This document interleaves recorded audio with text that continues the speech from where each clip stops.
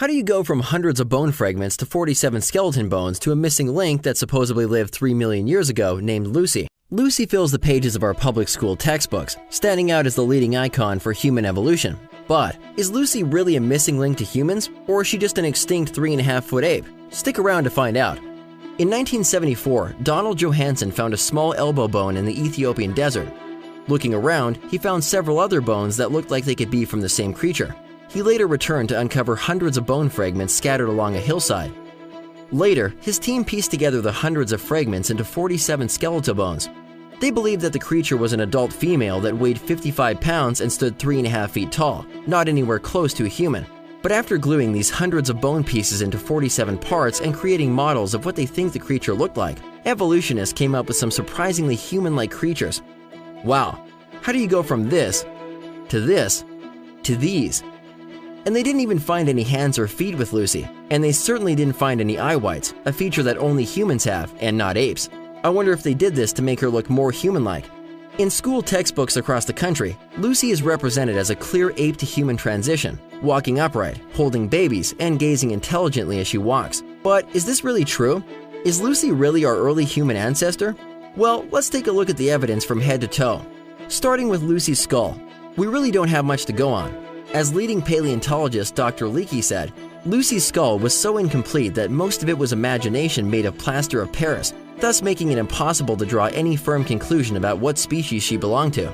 When Lucy's actual skull bones are put together and the empty parts are filled in with what they imagine her skull looked like, she looks surprisingly similar to a modern bonobo. While we only have a few broken skull bones from Lucy, other skulls of Lucy's kind show that their spines entered into their skulls at an angle, just about like chimps, showing that she likely walked on all fours and not on two legs like humans. Next, we have the inner ears. Dr. Spoor, professor of evolutionary anthropology, has extensively studied the inner ears of various apes and humans. After studying Australopithecines, he revealed that the balancing system in their ears were the same as modern apes, enabling them to live in trees. Next, we have this vertebrae that was believed to be part of Lucy for over 40 years. Recently, scientists learned that it was actually from an extinct relative of the baboon. When Johanson first discovered Lucy's pelvis, he reported it was badly crushed with distortion and cracking. His team believed that it had been broken apart and then fused together during later fossilization, which caused it to be in an anatomically impossible position and to flare out like a chimp's pelvis. Their solution to this? Use a buzzsaw to cut it apart and piece it back together.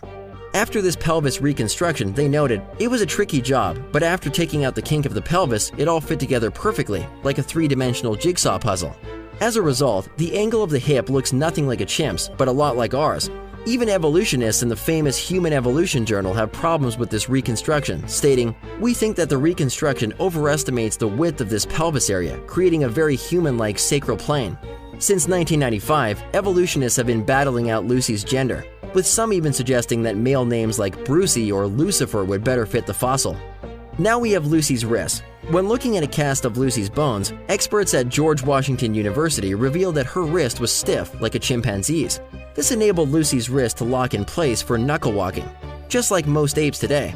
Another study noted, measurements of the shape of wrist bones showed that Lucy's type were knuckle walkers, similar to gorillas. Even the fingers of Lucy's kind have been shown to be curved and ape-like, best suited for swinging in trees. Next, we have Lucy's short little legs. Bill Jungers at the Stony Brook Institute in New York argued that Lucy's legs were too short in relation to her arms for her species to have achieved a fully modern adaptation to bipedalism. In other words, she wasn't built for walking. Other researchers have concluded the same thing. While a knee joint was not even found with Lucy, a different knee that was found 1 year earlier had been used to try to prove that Lucy walked upright. This other knee was found over 8,000 feet away from where Lucy was found, and over 200 feet deeper in the ground. Johanson's lead team member said this knee was human, not ape. Most recently, a team of scientists from the University of Texas conducted 38,000 scans of Lucy's bones. After researching the different breaks and fractures, they concluded that she died while falling over 40 feet out of a tree while she was awake, even trying to break her fall. Lucy, a little 3.5-foot, 55-pound ape that supposedly walked on 2 feet like a human, died by falling 40 feet out of a tree. Made of hundreds of bone fragments glued together to make 47 parts, even accidentally including a vertebrae from a different species, do we really know what she was? Her skull, inner ears, locking wrist, curved fingers, and short legs reveal that she was definitely an ape. But that's not what evolutionists want you to think. Shown with human expressions, eye whites, which no apes have, and walking upright, they want you to think she was on her way to becoming human. They want you to believe that there are hundreds of Lucy's kind buried in the earth, as in this video where Johansson explains there are 400 Australopithecine specimens and marches an army of hundreds of complete skeletons across the screen. But what he doesn't say is that he's talking about 400 bone specimens, not individuals, and 35% of these specimens are just teeth, and fewer than a dozen are skulls, all of which have been pieced together using numerous broken pieces. Here is a picture showing the majority of this entire collection, sitting on top of a single table. If human evolution really happened over millions of years, wouldn't we expect to find more? With over 7 billion humans alive today, shouldn't the ground be filled with transitions of apes still evolving into humans? Even Darwin realized that this was a problem by stating, "As by my theory, innumerable transitional forms must have existed. Why do we not find them embedded in countless numbers in the crust of the earth?" So, just what was Lucy? The answer is straightforward. Lucy and other Australopithecines are extinct apes, just like many other ape species that have gone extinct. She walked on all fours, ate the foods that apes eat, and lived among other animals that are similar to those that live around apes today. Humans are vastly different than apes in so many ways, many of which were made plain in this video. Our brains, however, stand out as the biggest distinction, being nearly 3 times larger than they should be based on our lineup with similarly sized apes. Our brains are also wired completely differently than apes in so many ways. Humans were wired by God with the intellect to rule the earth, just as we were commanded. We sing, worship, have ceremonies, pray, educate ourselves, and do so many other things that reflect the fact that we are spiritual beings and not animals. Following the genealogies in Genesis leads us back to the spontaneous creation of Adam on the 6th day of creation, just about 6,000 years ago. Then, about 4,400 years ago, the world was destroyed by a flood. 100 years later, humans were scattered around the world from the Tower of Babel.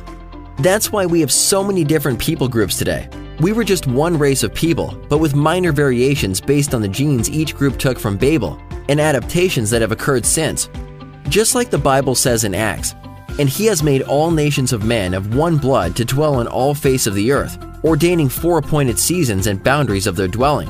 It's important to understand the significance of these two contrasting worldviews. Public schools teach students that they evolved from apes, and when they act like it, we hold them accountable like spiritual beings with a conscience and morality. Such a contradiction. The biblical account makes much more sense, that we are a special creation of God, created in His image to rule over the earth and to know and love God and our fellow man. Kinda makes you think, doesn't it? See more on this topic and others at debunkevolution.com.